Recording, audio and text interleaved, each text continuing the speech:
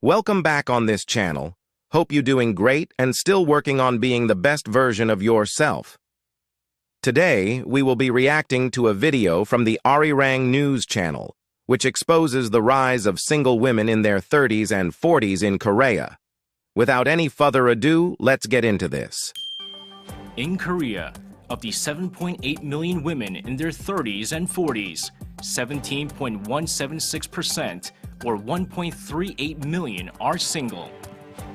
Now, in the 21st century, marriage is no longer a necessity, but rather an option, and many women choose to remain single. Yet, there is not enough social security for them, creating a blind spot of the structural system. Let's learn more about the issue and what needs to be done to improve the current conditions.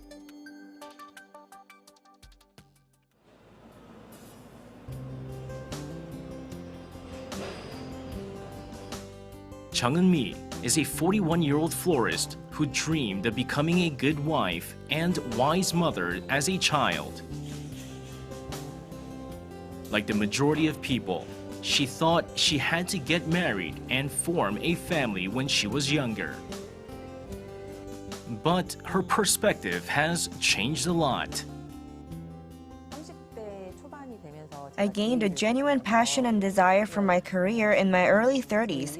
Therefore, I naturally focused more on my work than romantic relationships, and time passed very quickly.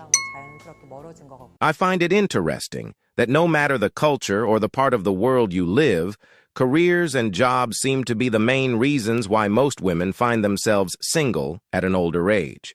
Sometimes we can understand it, but don't let them always trick you, because they are some using it as an excuse. Chung is not the only one who chooses to remain unmarried. Many women in their 30s and 40s do too.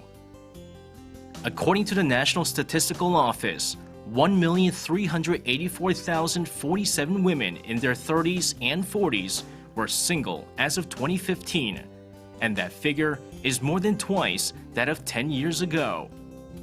The drastic jump largely resulted from women's increased labor force participation.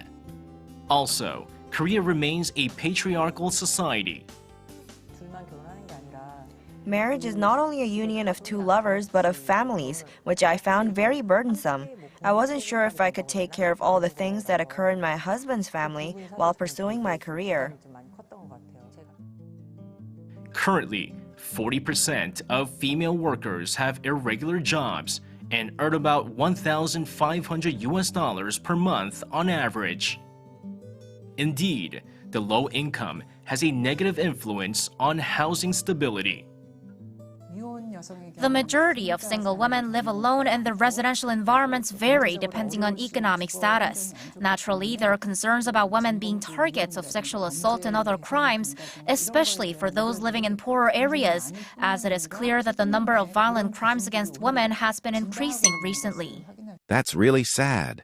And we all know that this kind of environment lacking strong men presence can lead to multiple arming, dangerous situations for women. Very sad. Unfortunately. A recent survey conducted by the Seoul Metropolitan Government on women in their 40s and 50s living alone, only 36.9% responded that they were preparing for old age. Also, 81.2% of them answered that they were unable to prepare for their later years because they couldn't afford to do so. But there's barely any governmental support for them. 39-year-old Kim Hyun-ju works for the Cooperative Society of an animal hospital in Seoul. And she mentioned that Korean single women are stuck in the blind spot of social welfare. More than anything, the biggest fear comes from the fact that there are many structural limits if they suffer from any diseases. If I needed medical surgery, only my direct family members are eligible to sign the consent form. I currently live with my friend, who is single as well, but she would not be eligible to sign the form, even if my life depended on it. As a cat owner, Kim formed a gathering of fellow single women with animal companions.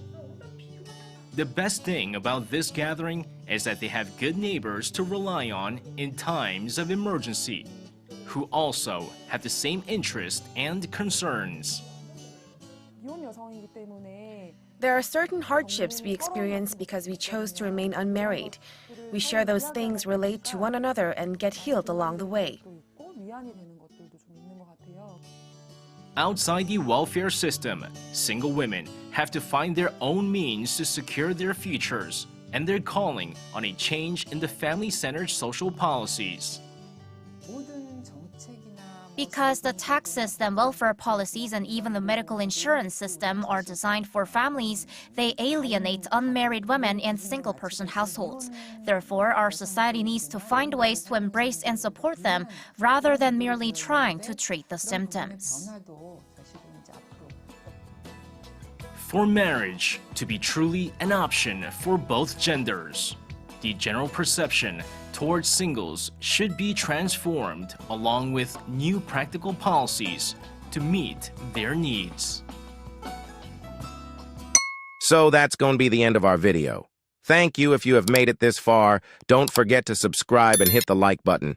It helps a lot. Feel free to share your thoughts on the topic in the comment section. See you on the next episode.